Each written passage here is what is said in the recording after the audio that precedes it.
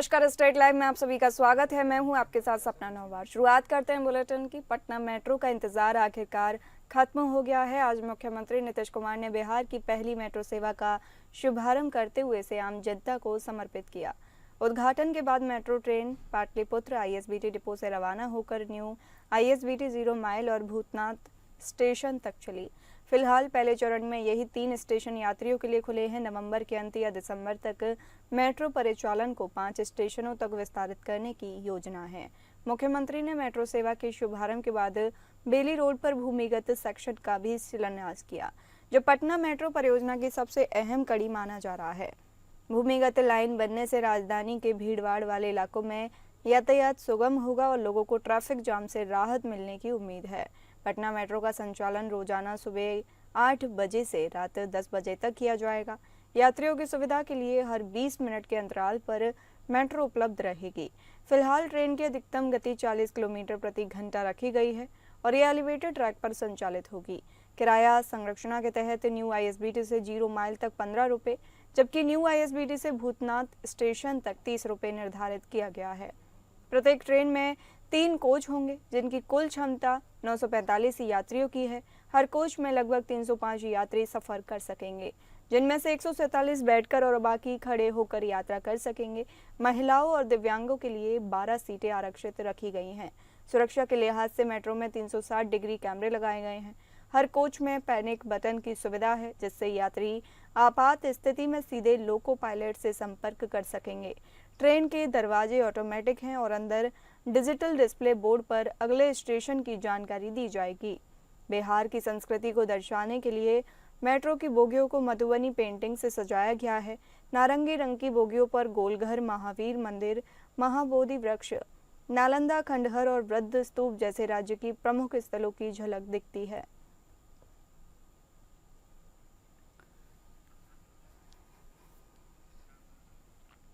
बिहार विधानसभा चुनाव 2025 के मद्देनजर केंद्रीय मंत्री धर्मेंद्र प्रधान, डिप्टी सीएम सम्राट चौधरी और बिहार बीजेपी प्रभारी विनोद तावड़े ने जीतन राम मांझी के आवास पर मुलाकात की। इस मुलाकात में सीट बंटवारे को लेकर चर्चा हुई, लेकिन जीतन राम मांझी की नाराजगी अभी भी जारी है। मांझी की पार्टी हमको एनडीए से 15 से 20 सीटें चाहिए, जबकि एनडीए उन्हें 7 से 10 सीटें देने को तैयार है। 2020 के चुनाव में मांझी की पार्टी ने 7 सीटों पर चुनाव लड़ा था, इसलिए इस बार भी एनडीए में मांझी की पार्टी को 7 या 10 सीटें देने की बात हुई है। मांझी की नाराजगी की वजह उनकी उम्मीद से कम सीटें मिलने को कहा जा रहा है। उन्होंने कहा कि उनकी पार्टी को राज्य स्तरीय पार्टी का दर्जा प्राप्त करना है, जिसके लिए कम से कम 20 सीटें चाहिए।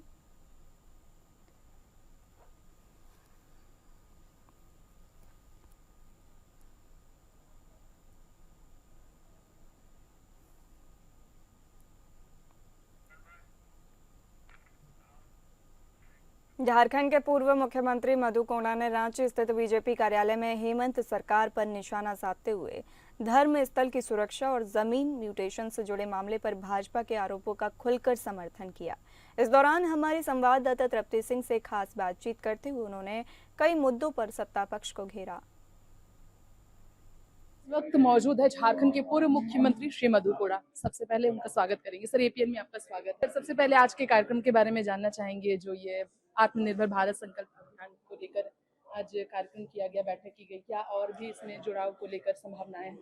हाँ, आज हमारे के प्रदेश अध्यक्ष प्रतिपक्ष के नेता बाबूलाल जी भी इस संबंध में काफी विस्तार से जो हमारा सेवा प्रकल्प हुई है उस संबंध में विचार से चर्चा हुआ है कि हम कैसे जन जन तक जाएं, अपनी पार्टी की उपलब्धि जो केंद्र सरकार की जो नरेंद्र मोदी जी का जो सेवा प्रकल्प है उसको कैसे हम जमीन तक ले जाएंगे, ये उसको बताने के लिए हर घर स्वदेशी, घर घर स्वदेशी ये अपनाने के लिए जो अभियान है उसको जन जन तक पहुंचाने के तैयार। और सत्ता पक्ष जो यहाँ से सवाल कर रही है कि भाजपा अभी भी नेतृत्व की कमी है, भाजपा की यहाँ पर प्रदेश भाजपा में नेतृत्व की कमी है, अध्यक्ष चुनाव को लेकर फैसला नहीं लिया जा रहा है, इस पर क्या कहेंगे आप? नहीं, देखिए ऐसा नहीं है, यहाँ पर प्रदेश नेतृत्व को का कमी नहीं है। यहाँ पर आज बनाया गया आदित्य साहब को कार्यकारी अध्यक्ष के लिए बनाया गया है। आप लोग देखे होंगे कि अभी हमारे यह प्रदेश अध्यक्ष हैं, अभी भी प्रहलाद मारंडी जी हैं और संगठन का काम तो एक लोकतांत्रिक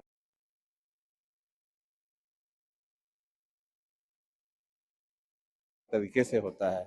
ठीक है, और ये इस पर विचार होगा, पार्टी की ओर से इस पर मंथन चल रही है, होगा।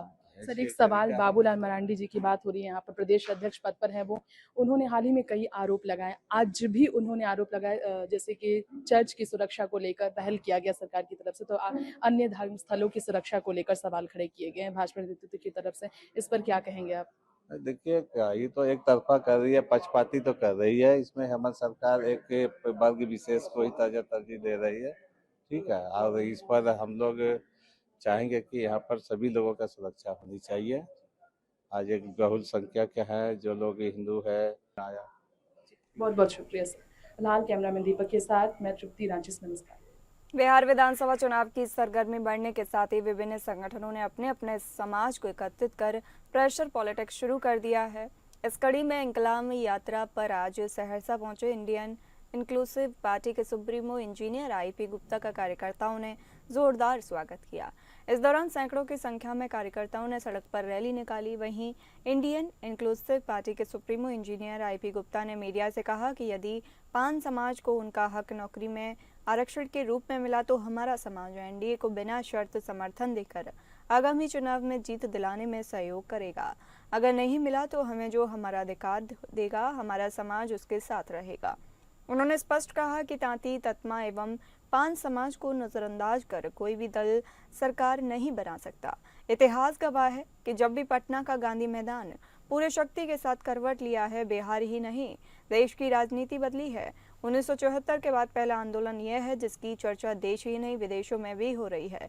आईपी गुप्ता ने कहा कि हमारी पार्टी 140 सीटों पर अकेले चुनाव लड़ने की तैयारी भी कर चुकी है। इसके अंतर्गत बिहार के सभी जिलों में बारी बारी से कार्यक्रम का आयोजन केवल शक्ति प्रदर्शन नहीं बल्कि वर्षों से बटे पान समाज को एक मंच पर लाने की ऐतिहासिक कोशिश है। मेरा कोई शर्त नहीं होगा। आईपी गुप्ता एमपी एमएलए बनने के लिए यहाँ नहीं लड़ रहा है ये लड़ाई।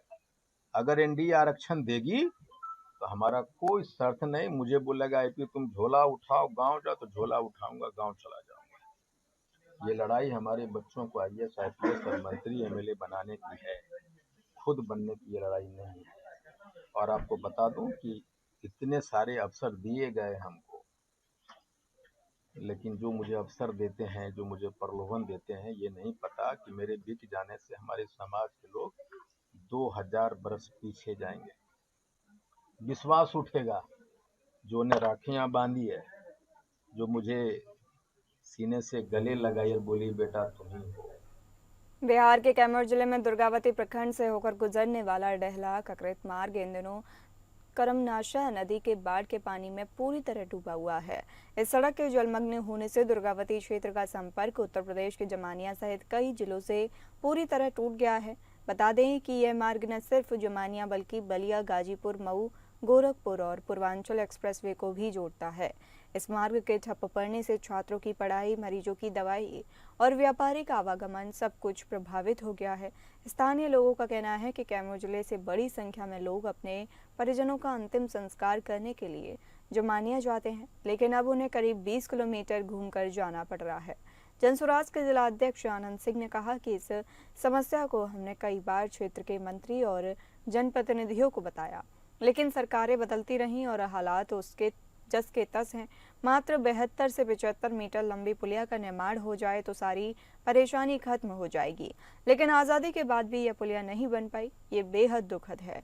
जनसुराज के जिला अध्यक्ष आनंद सिंह ने सरकार से मांग की है कि इस मार्ग पर जल्द से जल्द पुलिया का निर्माण कराया जाए ताकि हर साल आने वाली इस समस्या से क्षेत्र के लोगों को राहत मिल सके।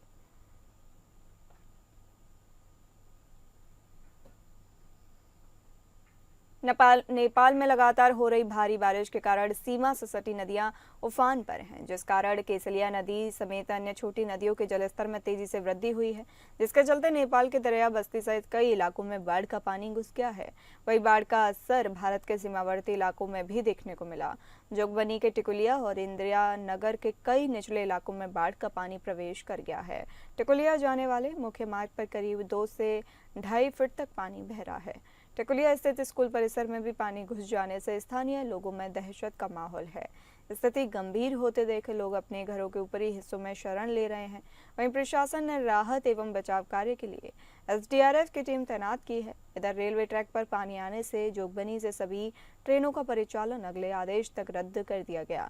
जोगबनी से खुलने वाली सीमांचल एक्सप्रेसवे को ट्रैक पर पानी आने से पूर्व ही फरबिसगंज स्टेशन भेज दिया गया है।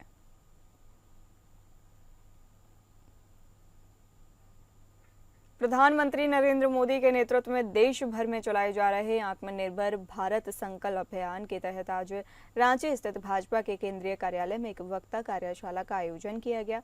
इस दौरान हर घर स्वदेशी अभियान के उद्देश्य को पूरा करने के लिए खास बैठक की गई। ये कार्यक्रम भाजपा प्रदेश अध्यक्ष और नेता प्रतिपक्ष बाबूलाल मरांडी के नेतृत्व में आयोजित की गई, जहां पूर्व मुख्यमंत्री से विधायक चंपई सोरेन, नवनिर्वाचित कार्यकारी अध्यक्ष आदित्य साहू सहित अन्य नेतागण मौजूद रहे। बता दें कि भाजपा द्वारा इस बार पूरे प्रदेश में दीपावली पर स्वदेशी उत्पाद खरीदने और दुकानदारों को स्वदेशी उत्पाद बेचने के लिए प्रोत्साहित करने की योजना के साथ इस अभियान को सफल बनाने के लिए पार्टी नेतृत्व की ओर से प्रतिबद्धता दोहराई गई है।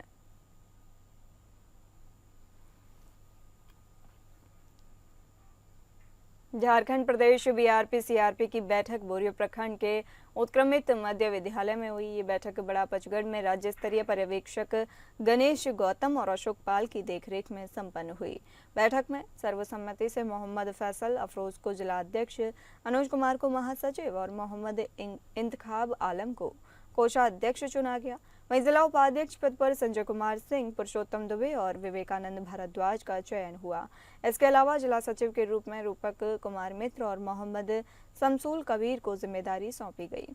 साथ ही जिले के 9 प्रखंडों से प्रखंड प्रभारी एवं प्रखंड अध्यक्षों का भी चयन किया गया, जिससे संगठन को जमीनी स्तर पर मजबूती मिलेगी। जिला अध्यक्ष फैसल अफरोज ने कहा, महासंघ बीआरपी और सीआरपी के हितों की रक्षा के लिए लगातार आवाज उठाएगा। साहिबगंज जिला का बीआरपी सीआरपी यूनियन के पुनर्गठन होना था। इसमें हम लोग स्टेट से पर्यवेक्षक के रूप में हम अशोक कुमार पाल और ये हमारे गणेश जी जो प्रदेश के उपाध्यक्ष है और मैं खुद प्रदेश के केंद्रीय कोषाध्यक्ष हूँ। शांतिपूर्ण चुनाव हमारे साहिबगंज जिला में हुआ और सभी पद के लिए चुनाव शांति ढंग से हुआ। किसी प्रकार का कोई यहाँ विवाद पैदा नहीं हुआ। सीआरपी बीआरपी बहुत अच्छे ढंग से काम कर रहे हैं, ड्रॉप आउट में भी काम कर रहे हैं। ऐसे सीआरपी बीआरपी ही शिक्षा विभाग को संभाल के रखे हैं और उसके आधार पर आपका काम भी हो रहा है। और हमारे साहिबगंज जिला में खासकर सीआरपी बीआरपी बहुत अच्छे ढंग से काम कर रहे हैं। गुणवत्तापूर्ण शिक्षा भी स्कूल में सीआरपी बीआरपी की तरफ से किया जा रहा है, कोशिश किया जा रहा है। इसमें सारे लोग अगर जिला उसको सपोर्ट करेंगे, सारे जिला के सारे पदाधिकारी लोग सपोर्ट करेंगे तो ये गुणवत्तापूर्ण शिक्षा मिलेगा। इसमें अभी मेन बात है शिक्षक की कमी के कारण बहुत टेक्निकली इशू हो रहा है ये गुणवत्तापूर्ण शिक्षा के लिए। कोडरमा जिले में हुई एक बड़ी सड़क दुर्घटना से जुड़ी खबर सामने आई है। दरअसल जिले के सतगांव थाना क्षेत्र में सोमवार तड़के सुबह 4:30 पर अंगार मोड़ के पास यात्रियों से भरी एक बस बेकाबू होकर अचानक पलट गई, जिससे बस में सवार 11 यात्री घायल हो गए। इनमें से 3 की स्थिति बेहद गंभीर बताई जा रही है। वहीं घटना के बाद इलाके में काफी अफरा तफरी मच गई। प्रत्यक्षदर्शियों का ये कहना है कि बस अत्यधिक तेज गति में थी और अंगार मोड़ पर अचानक नियंत्रण खो देने के कारण पलट गई। जानकारी के मुताबिक सुबह जब ये बस अपने नियमित मार्ग से जा रही थी तभी ये बड़ा हादसा हो गया। दुर्घटना के तुरंत बाद स्थानीय लोग और पुलिस की सहायता से सभी घायलों को सामुदायिक स्वास्थ्य केंद्र सतगांव ले जाया गया। प्रारंभिक उपचार के बाद बेहतर चिकित्सा सुविधा के लिए सभी घायलों को कोडरमा सदर अस्पताल रेफर किया गया। पर बात करेंगे छत्तीसगढ़ की। छत्तीसगढ़ प्राकृतिक संसाधनों से समृद्ध राज्य है। यहाँ लौह, अयस्क, कोयला, बॉक्साइट, सोना, हीरा और कॉपर जैसे बहुमूल्य खनिज प्रचुर मात्रा में उपलब्ध हैं।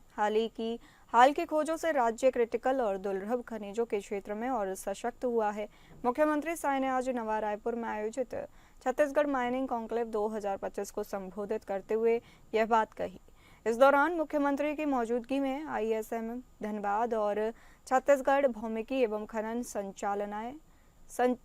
संचालनालय तथा कोल इंडिया और छत्तीसगढ़ खनिज विकास निगम के मध्य महत्वपूर्ण MOU हस्ताक्षरित हुए। साथ ही 5 माइनिंग ब्लॉकों की NIT जारी की गई और 9 खदानों को प्रेफर्ड बिडर आदेश प्रदान किए गए। मुख्यमंत्री साय ने खनिज ऑनलाइन 2.0 डीएमएफ पोर्टल तथा रेत खदानों की ऑनलाइन नीलामी के लिए रिवर्स ऑक्शन पोर्टल का शुभारंभ किया। मुख्यमंत्री साय ने कहा कि खनिजों का विवेकपूर्ण उपयोग और उद्योगों का संतुलित विकास देश की प्रगति के लिए आवश्यक है। छत्तीसगढ़ में खनन और नए उद्योगों की अपार संभावनाओं को देखते हुए पारदर्शी खनन नीति, ई नीलामी और डिजिटल निगरानी की व्यवस्था ने इस क्षेत्र को नई दिशा दी है। कम पहले भी चलता रहा है, बीच में बंद हो गया था और हमारे मंत्रीगण पारी पारी से भारतीय जनता पार्टी के प्रदेश कार्यालय में बैठेंगे और जिसमें प्रदेश भर के हमारे कार्यकर्तागण वहां पर आएंगे अपनी समस्या को लेकर, तो उनको हर मंत्री के निवास में जाना नहीं पड़ेगा। एक मंत्री के यहाँ ही जाकर सारे मंत्रियों के जो भी आवेदन होंगे उनको दे देंगे और उस मंत्री का वो काम होगा जिस दिन जिसकी पारी होती है उस मंत्री का कि वो संबंधित मंत्रियों के यहाँ समस्याओं को आवेदन को भेजवाएंगे। सर दिल्ली दौरे और ये सहयोग फिर से शुरू हो रहा है। हम दिल्ली प्रवास में जा रहे हैं, वहाँ पर माननीय हमारे नेतागणों से मुलाकात करेंगे। खनिज संपदा से समृद्ध छत्तीसगढ़ राज्य ने हाल के वर्षों में खनन क्षेत्र में उल्लेखनीय प्रगति की है। पारदर्शिता, जवाबदेही और तकनीकी नवाचार को केंद्र में रखकर राज्य ने खनिज प्रशासन में अनेक संरचनात्मक सुधार किए हैं, जिनके परिणाम स्वरूप छत्तीसगढ़ देश के अग्रणी खनन राज्यों में सम्मिलित हो गया है।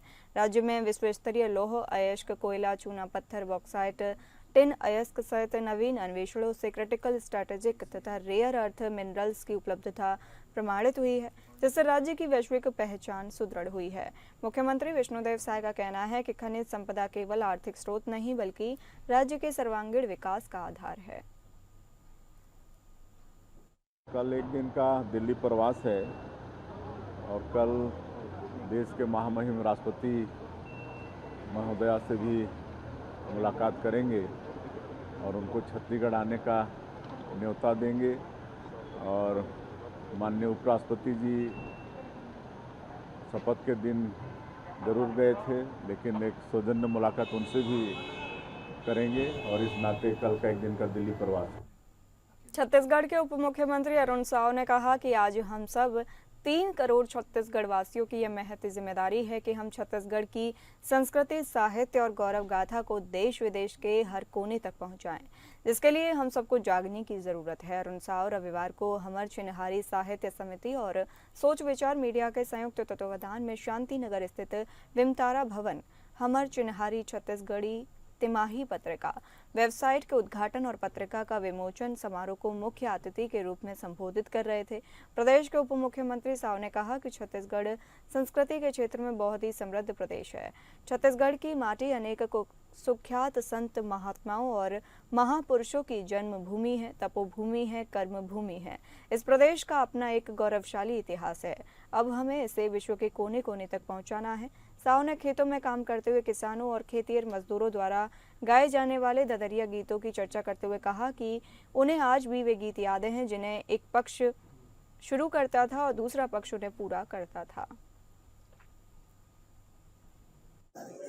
छत्तीसगढ़ के कला संस्कृति प्राचीन काल जन्म से लेकर मृत्यु तक अलग अलग विभाग के गायन, अलग अलग क्षेत्र में अलग अलग लोक नृत्य, लोक संगीत, वाद्य यंत्र, ये छत्तीसगढ़ के हर क्षेत्र में अलग अलग किस्म के मिले और समय के साथ उनका संरक्षण, उनका प्रोत्साहन की आवश्यकता है। और आज के ये कार्यक्रम से छत्तीसगढ़ी कलाकारों के सम्मान निश्चित रूप से आने वाले समय में छत्तीसगढ़ी कला संस्कृति आगे बढ़ाए बहुत मददगार होगी। सबको छत्तीसगढ़ी कलाकार बहुत बधाई और समिति का बहुत धन्यवाद जनन का बढ़िया कार्यक्रम के आयोजन। रायपुर में भाजपा मुख्य प्रदेश प्रवक्ता एवं सांसद संतोष पांडे ने कहा कि पूर्व मुख्यमंत्री भूपेश बघेल, प्रियंका गांधी और राहुल गांधी के एटीएम थे। कांग्रेस की सोच है कि समय रहते एटीएम का उपयोग कर लिया है, अब पेटीएम बन गए हैं। पांडे ने कहा कि भूपेश बघेल पहले एटीएम थे जो अब ऑनलाइन के प्रभाव के चलते पेटीएम हो गए हैं। एटीएम मतलब ऑलवेज ट्रांसफर मनी, की जगह अब पेटीएम यानी प्लीज ट्रांसफर मनी हो गए हैं। एटीएम के पास जाना होता है और पेटीएम से तो सब कुछ ऑनलाइन ही हो जाता है। वह इस समय कांग्रेस के अघोषित कोषाध्यक्ष हो गए हैं। भाजपा मुख्य प्रवक्ता एवं सांसद संतोष पांडे ने कहा कि भूपेश बघेल को जहां चुनाव में प्रभारी या पर्यवेक्षक बनाकर भेजा गया, वहां कांग्रेस पार्टी चुनाव हारी है।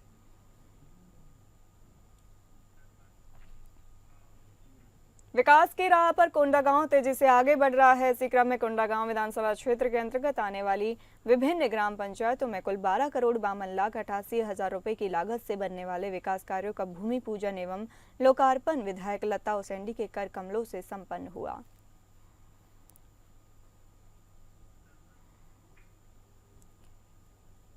राजनंदगांव के बजरंगपुर नावगांव वार्ड में रविवार सुबह एक दर्दनाक हादसा हो गया। काम करने गई महिलाएं खेत के मेड़ पर पहुंची थी, तभी महिलाओं पर अचानक मधुमक्खियों का बड़ा झुंड टूट पड़ा। इस हमले में एक महिला और एक पुरुष की मौत हो गई, जबकि 3 गंभीर रूप से घायल हो गए।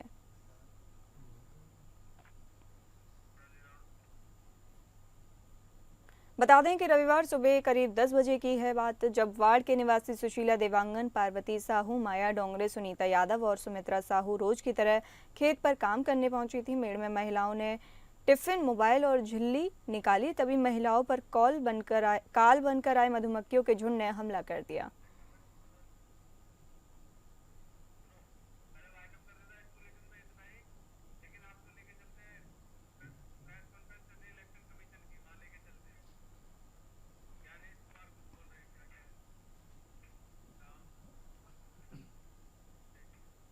फिलहाल इस बुलेटिन में इतना ही। अब आपको लेके चलते हैं ज्ञानेश कुमार प्रेस कॉन्फ्रेंस में क्या संबोधित कर रहे हैं।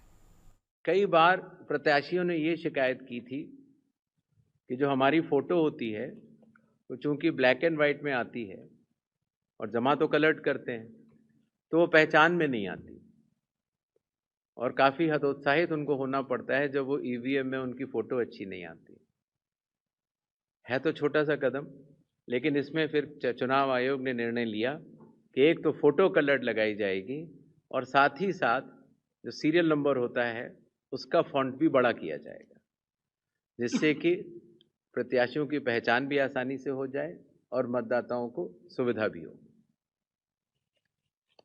काउंटिंग, कई बार जब मॉक पोल होता है तो मॉक पोल के समय मॉक पोल का डेटा डिलीट करना प्रिसाइडिंग ऑफिसर्स भूल जाते हैं, और इसीलिए जब काउंटिंग होती है तो फॉर्म 17C और काउंटिंग यूनिट का मिलान नहीं हो पाता। ऐसे केस में किसी भी शंका को न रखा जाए, इसलिए जब भी 17C या वीवीपैट में मिसमैच होगा तो उन ईवीएम से रिलेटेड वीवीपैट्स की पूर्ण गिनती की जाएगी। इसी तरीके से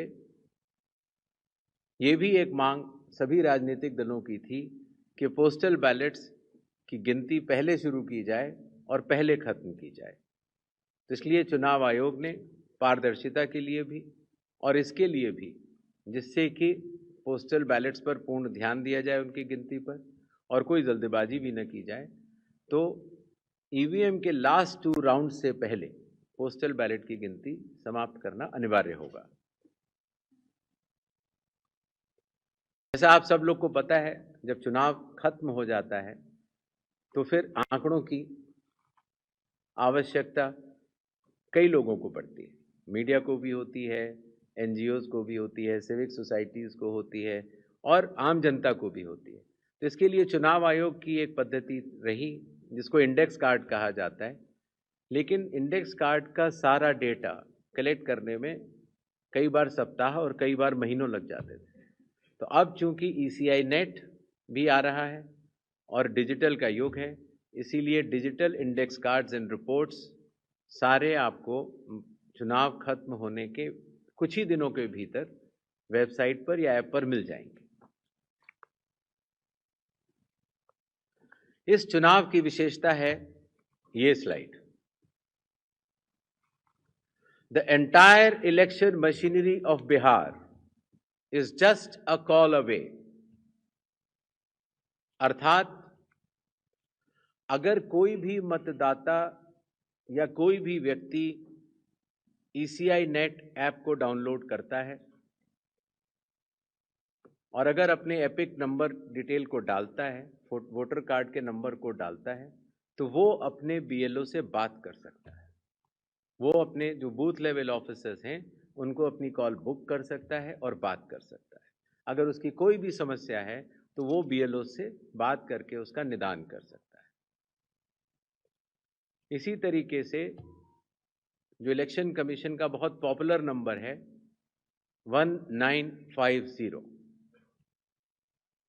आपको भी कोई भी बिहार का मतदाता अगर इस समय बिहार से बाहर है तो भी उसको सिर्फ +91 अगर मोबाइल से आप डायल करते हैं तो +91 जो इंडिया का कोड है वो लगाना है। STD कोड जहां का भी आपकी विधानसभा क्षेत्र है वहां के SDM का STD कोड और 1950 अगर आप ये डायल करते हैं तो 243 EROs सारे मतदाताओं की सेवा के लिए खुले रहेंगे। इसी तरीके से अगर आपको ERO के कॉल सेंटर से संतुष्टि नहीं मिलती है तो 38 DMs के यहाँ भी आप 1950 पे कॉल कर सकते हैं और पटना में CO के यहाँ भी कॉल कर सकते हैं। ये एक बहुत बड़ी व्यवस्था है जिसको कि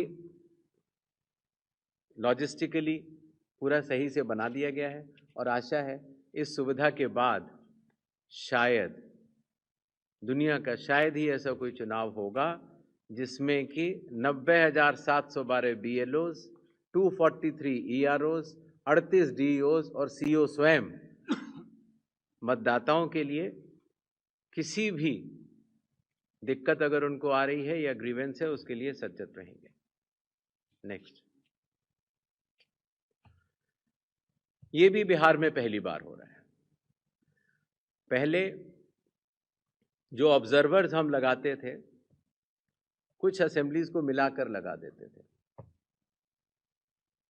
लेकिन अब 243 असेंबलीज में 243 जनरल ऑब्जर्वर्स होंगे जो कि विभिन्न राज्यों से वरिष्ठ IAS अधिकारी नामित किए गए हैं जो कि बिहार के रहने वाले नहीं हैं। इसी तरीके से जो लॉ एंड ऑर्डर के लिए जो पुलिस ऑब्जर्वर्स हैं वो हर जिले में एक होंगे और एक्सपेंडिचर ऑब्जर्वर्स को हम लोगों ने चुनाव आयोग ने कुछ असेंबलीज को मिला के नामित किया है। इन ऑब्जर्वर